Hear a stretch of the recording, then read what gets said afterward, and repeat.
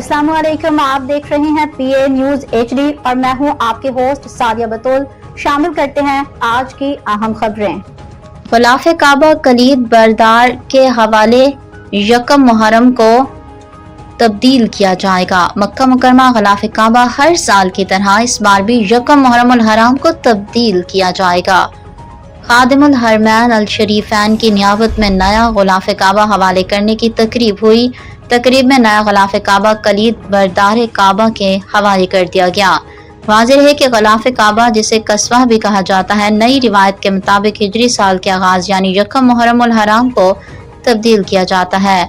इस हवाले से बाकायदा तौर पर एक रूह परवर तकरीब का एहतमाम किया जाएगा।